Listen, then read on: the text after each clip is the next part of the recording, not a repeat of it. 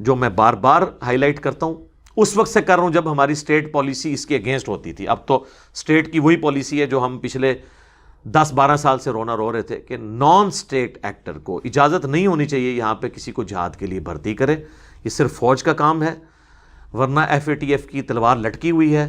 ضرب عصب اور رد الفساد سے جو ہم نے کامیابی حاصل کی ہماری فوج کی قربانیوں کی برکت سے، وہ ضائع ہو سکتی ہے. کیونکہ یہ آپ دیکھ رہے ہیں کتنے مولوی میدان میں اتر آئے ہیں جو یہ کہہ رہے ہیں کہ جی ہم نے اتنے بندے بھرتی کر لیے ہیں. یہ بندے کیا جا کے کریں گے وہاں میرے بھائی؟ نہ ان کی کوئی ٹریننگ ہے، ان کی تو الٹی یعنی لاشیں پچھلوں کو اٹھانی پڑ جائیں گی. یہی ہوگا. یا بعض کے غائبانہ نماز جنازہ پڑھ کے تو یہاں پہ علماء جو ہیں وہ اپنا چندہ اکٹھا کریں گے اور اس میں سے کچھ بھی نہیں نکلنا. لہٰذا یہ جو جہادی پرائیویٹ جہاد والی تنظیمیں ہیں نا، ان کی ایکٹیویٹیز کے اوپر اس وقت ساری دنیا کے مسلمان حکمرانوں کو نظر رکھنے کی ضرورت ہے. لیکن اس کا مقصد یہ نہیں ہے کہ یہ خود جہاد چھوڑ دیں حکمران، انہوں نے تو کرنا ہے. لیکن جو یہ کر رہے ہیں یا ان کو رخ دیں، ٹریننگ دیں، انہیں بھرتی کریں، پھر ضرور لانچ کریں.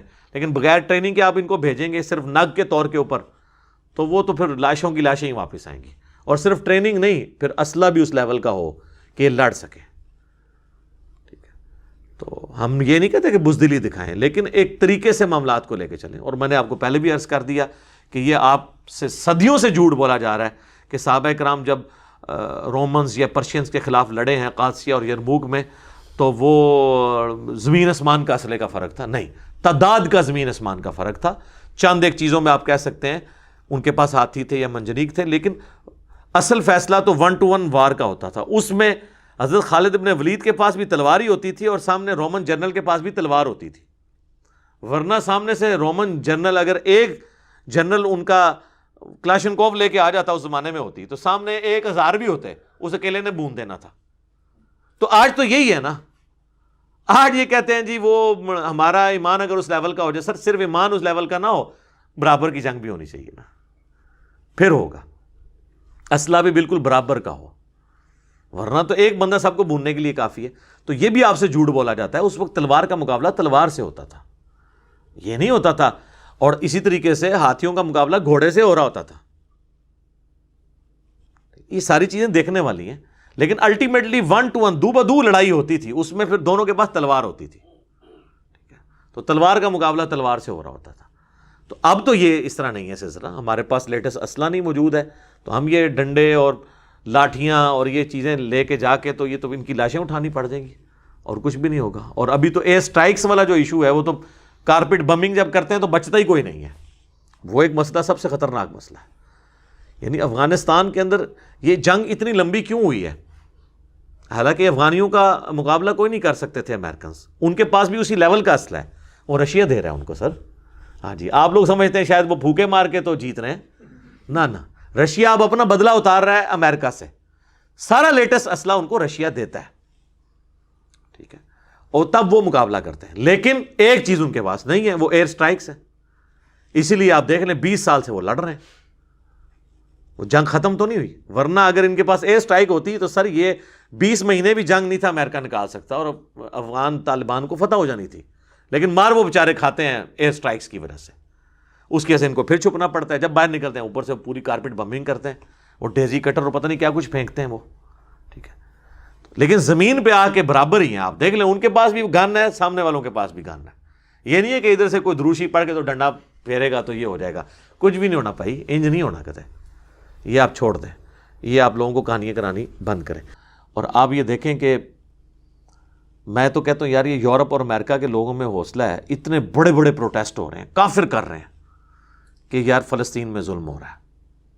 ٹھیک ہے، اور وہ یہ نہیں ہے کہ وہ فلسطین میں صرف جوز کے مرنے کی بات کر رہے ہیں، زیادہ تر مسلمانوں کے مرنے کے اوپر ہی وہ کہہ رہے ہیں کہ مسلمانوں کے ساتھ ظلم ہو رہا ہے.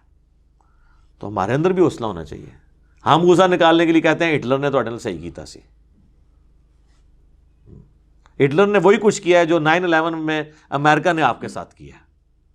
اس زمانے کے ریلیجس لوگ وہ تھے، آج کے اس ماڈرن ایج میں ریلیجس مسلمانوں کو فنڈامنٹلسٹ مانا جاتا ہے. ان کو ریلیجس ہونے کی سزا ملی تھی. بال فرنٹ پہ تو کوئی اور ریزن بھی رکھی جاتی، لیکن اصل مسئلہ ان کا یہی تھا. تو باقی جیوز کو بھی دنیا میں رہنے کا حق ہے. ہم نہیں کہتے کہ ان کو رہنے کا حق نہیں ہے، لیکن UN نے جب یہ طے کیا تھا کہ 2 ریاستیں بنیں گی، مسلمانوں کو ان کی اپنی ریاست ہوگی اور جوز کی اپنی ریاست ہوگی، تو اب پریکٹیکلی تو ظاہر ہے مسلمانوں نے زمینیں ان کے ہاتھوں بیچی ہوئی ہیں نا جی. اب یہ بھی تو ایک تلخ پہلو ہے نا، اس کو بھی ذرا سمجھے نا، بالکل جذباتی ہونے کی بھی ضرورت نہیں ہے. انہوں نے اب وہ پریکٹیکلی وہاں پہ انہوں نے جگہ خریدی ہوئی ہیں، تو ان کو بھی وہاں پہ رہنا ہے. وہ جو ظلم کر رہے ہیں وہ اپنی جگہ ہے، لیکن دونوں کو رائٹ ہے رہنے کا. 70 لاکھ کے قریب یہودی وہاں پہ آباد ہیں، تو تقریباً 50 سے 60 لاکھ مسلمان بھی ہیں.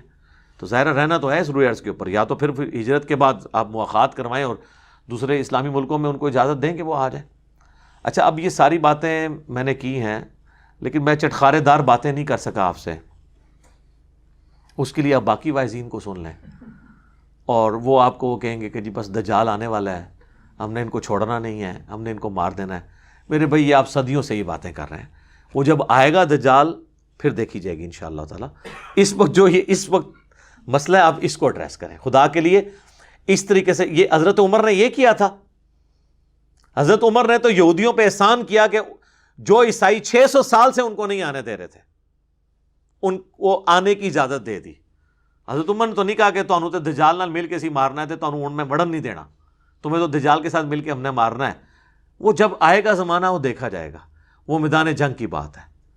اس وقت میرے خیال ہے ہم دائی بنیں، یہودیوں تک ان کی بات پہنچائیں کہ بھئی تمہارے اندر کہاں کہاں پر علمی خرابی ہیں. اور میں آپ کو بتاؤں کتنے یہودی ہیں جنہوں نے جب قرآن سٹڈی کیا ہے، جو عربی کے جاننے والے ہیں یا انگلش میں ترجمہ پڑھا ہے، وہ مسلمان بھی ہوئے ہیں، اگرچہ ان کی تعداد کم ہے عیسائیوں کے مقابلے پہ. لیکن بہرحال اس وقت دائی، ابھی یہ میدان جنگ والا معاملہ نہیں. اور اس میں آپ مجھ سے پھکی لے لیں، یہودیوں کے اعتبار سے بخاری اور مسلم دونوں میں حدیث ہے. مولا علی کو غزوہ خیبر میں جب نبی صلی اللہ علیہ وآلہ وسلم نے بھیجا نا،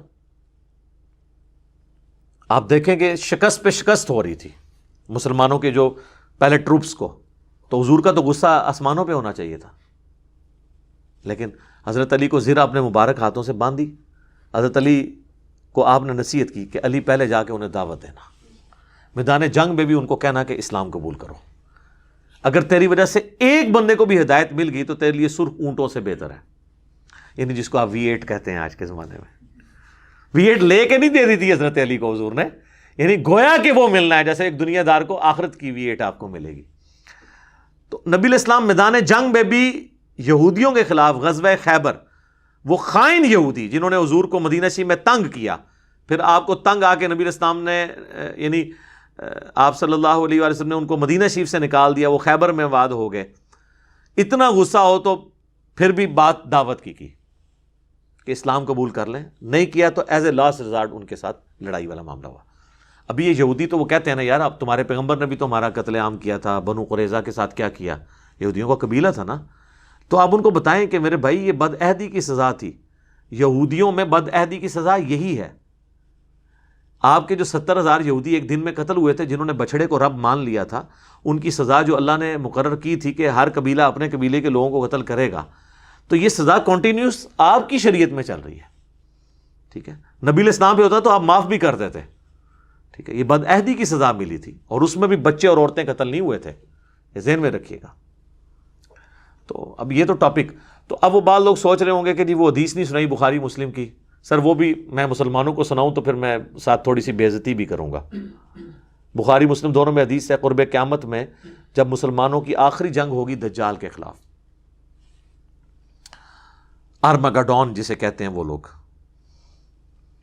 اور اس جنگ کے اندر نبی الاسلام فرمایا کہ اگر کوئی یہودی ایک پتھر کے پیچھے بھی چھپا ہوگا نا، کسی درخت کے پیچھے بھی، تو پتھر اور درخت کو بھی اللہ زبان دے گا اور مسلمان سے وہ کہے گا یا مسلم، میرے پیچھے یہودی ایسے قتل کرتے. یہ عام حالت میں نہیں، میدان جنگ میں، سوائے غرقد کے درخت کے جو ان کو پناہ دے گا. تو اس میں الفاظ ہیں یا مسلم. تو یہاں آپ کسی جتنے یہاں پہ مسلمان ہیں ان کو ذرا کہہ کے دیکھیں نا، آپ کسی مسجد میں بریلویوں کی جائیں اور کہیں کہ جی یہ کس کی مسجد ہے، وہ کہے گا بریلویوں کی. تو اس کو پوچھیں آپ کون ہے، وہ کہے گا میں بریلوی. اور آگے سے وہ آپ کو پوچھے آپ کون ہے، تو آپ کہیں میں مسلمان ہوں. تو دیکھیں اس کی تیوری کیسی چڑھتی ہے. وہ کہے گا میں کافر ہوں. بھئی اگر تو کافر نہیں ہے، مسلمان ہی ہے، تو اپنے آپ کو مسلم کیوں نہیں کہتا؟ اس دن سے پہلے کہہ دے کہ جس دن تجھے پتھر نے بھی اور درخت نے بھی کہنا ہے، اور تو نے اس وقت تو نے نہیں ماننا جب تک تجھے سنی، شیعہ، بریلوی، دیوبندی، حنفی، شافعی، مالکی کہہ کے نہ بلایا جائے. یا تو نے سمجھنا ہے کہ انجینئر صاحب کی کوئی ویڈیو چل گئی ہے پیچھے سے تو یہ حدیثیں پھر جب سنائیں گے اس کے ساتھ تلخ چیزیں یہ جڑی ہوئی ہیں، پھر یہ بھی سنیں آپ.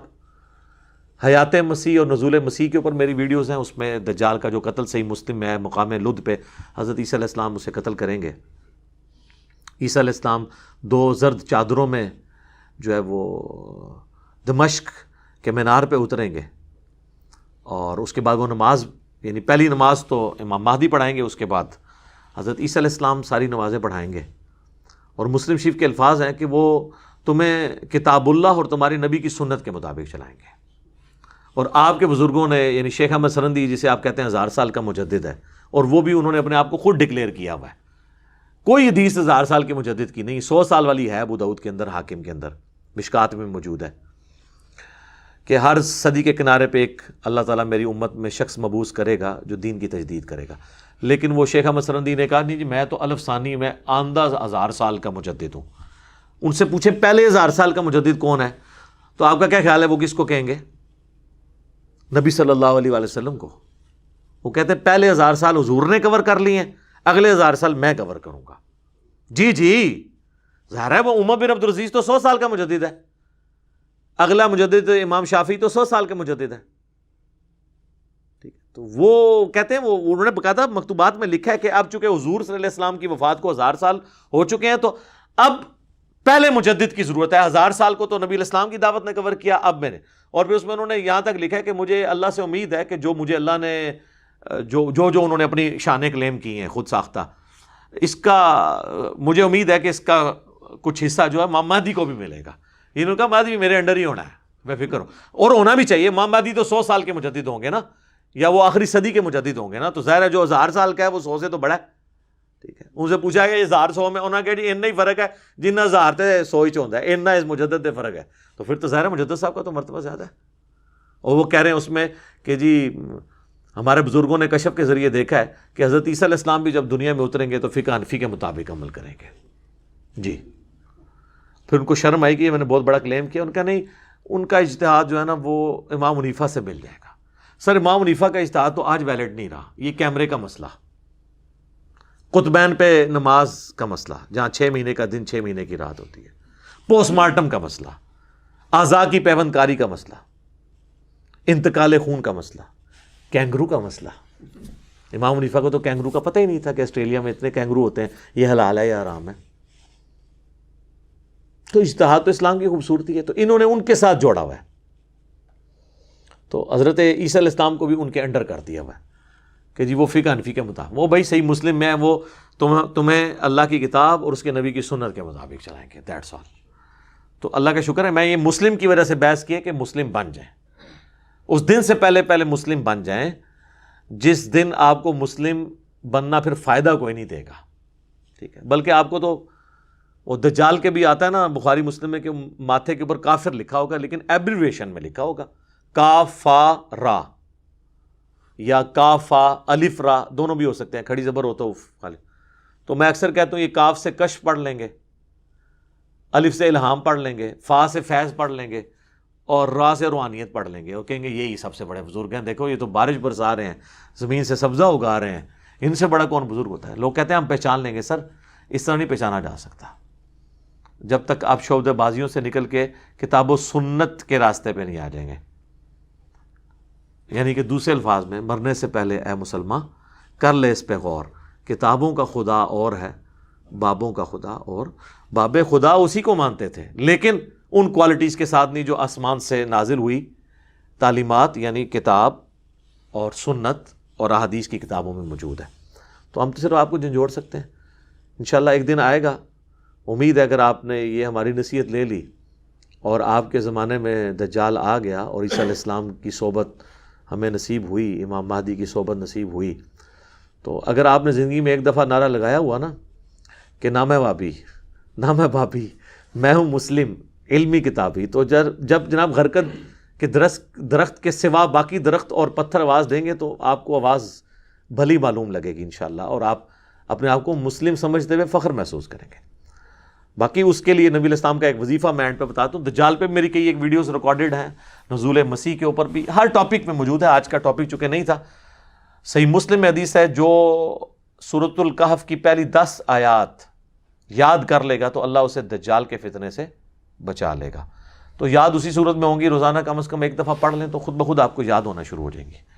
باقی یہ جو علماء جو ہے نا وہ قیامت کی نشانیوں کو اس سے جوڑ کے، قیامت تو ہم پچھلے 400 سال سے بنائے بیٹھے ہوئے ہیں. ٹھیک ہے، لوگ تو پہلے کہتے تھے 1000 سال سے اوپر ہی امت جائے گی نہیں. آپ پرانے زمانے کے بزرگوں کی بھی کتابیں دیکھیں نا تو وہ آپ کو لگے گا بس قیامت آئی کہ آئی. فی الوقت جو گیون سرکمسٹانسز ہیں نا، اس میں جو ہے نا وہ آپ اس طرح، مجھے لوگ کہتے ہیں قیامت کی نشانیوں پہ ویڈیو ریکارڈ کرائیں. جی قیامت کی سب سے بڑی نشانی ہے نبی علیہ السلام کا دنیا میں آنا.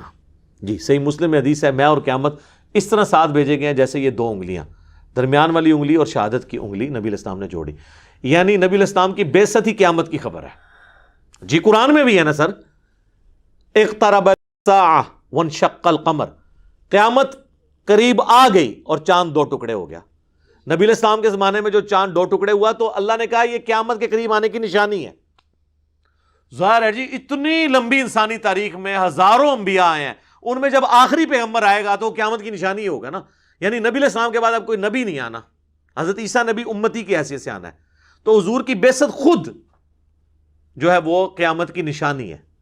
باقی وہ جو نشانی ہے جو چھوٹی چھوٹی جوڑتے ہیں اور وہ ضرب تقسیمیں لگاتے ہیں، کبھی یاجوج ماجوج کو لے کے بیٹھ جاتے ہیں، کبھی کچھ لے کے بیٹھ جاتے ہیں. سر جو کام کرنے والا ہے وہ یہ ہے کہ آپ دین پہ چلیں اور جو بیسک دین ہے یہ لوگوں کو سکھانے کی کوشش کریں. تو باتیں تو میں بہت ساری کر سکتا تھا، لیکن میں نے کوشش کی ہے کہ میں ایک بلیو پرنٹ آپ کے سامنے اس حوالے سے کاؤنٹر نیریٹو کی شکل میں رکھ دوں. اللہ تعالیٰ سے دعا ہے جو حق بات میں نے کہی اللہ تعالیٰ ہمارے دلوں میں راسخ فرمائے.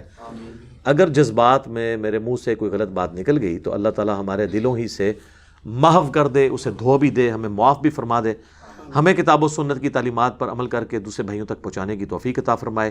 سبحانک اللہم و بحمدک، اشہد ان لا الہ الا انت، استغفرک و اتوب الیک، وما علینا الا البلاغ المبین.